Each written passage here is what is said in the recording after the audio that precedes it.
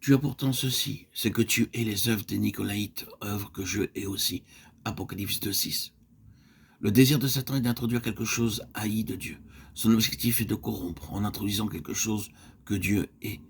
Et remarquez, s'il y a dans l'Église quelque chose que Dieu hait, alors le pouvoir de Satan est établi et la main de Dieu est paralysée. C'est ce que poursuit Satan. Mais j'ai quelque chose contre toi, c'est que tu as là des gens attachés à la doctrine de Balaam, qui enseignait à Balak à mettre une pierre d'achoppement devant les fils d'Israël, pour qu'ils mangent des viandes sacrifiées aux idoles, et qu'ils se livrent à la débauche. Apocalypse 2,14. Corrompre. Vous vous souvenez de l'histoire? Balaam, qui ne pouvait pas amener un état de condamnation par une malédiction pure et simple, fit le tour, entra par la porte de derrière et enseigna la corruption. Si Satan ne peut pas entrer et réussir à la porte d'entrée, il fera le tour par l'autre chemin.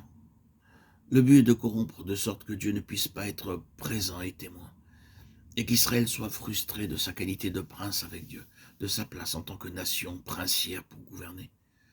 De même, toi aussi tu as des gens attachés à la doctrine des Nicolaïtes, Apocalypse 2,15. La chose même à laquelle nous avons fait référence au verset 6 se trouve ici, cette doctrine ou ce principe pernicieux est maintenant dans cette église de Pergame. Satan y a introduit la chose haïe de Dieu, produisant ainsi la corruption. Cependant, tu as à Sardes quelques hommes qui n'ont pas souillé leurs vêtements, Apocalypse 3,4. Voyez ce qu'il y a ici. Toujours à nouveau la souillure et la corruption. L'ennemi cherche à introduire cela en vue de porter atteinte à la position de l'Église, de sorte que le témoignage de l'Église soit ruiné.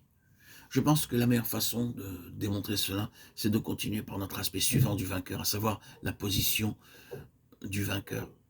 Nous avons dit que l'état de justice, par le moyen de la foi et la justice de conduite en accord avec cet état, mène à la position de l'Église.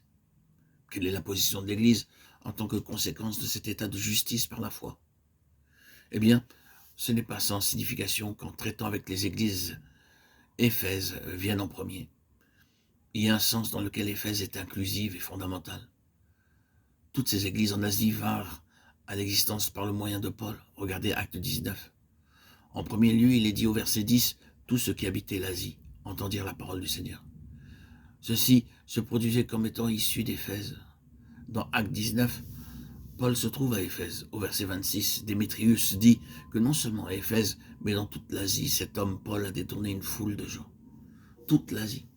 Ici, vous avez 7 églises en Asie. Donc Éphèse est la clé, le cœur de toute la chose. Quelle est alors la place de l'Église de façon centrale et suprême?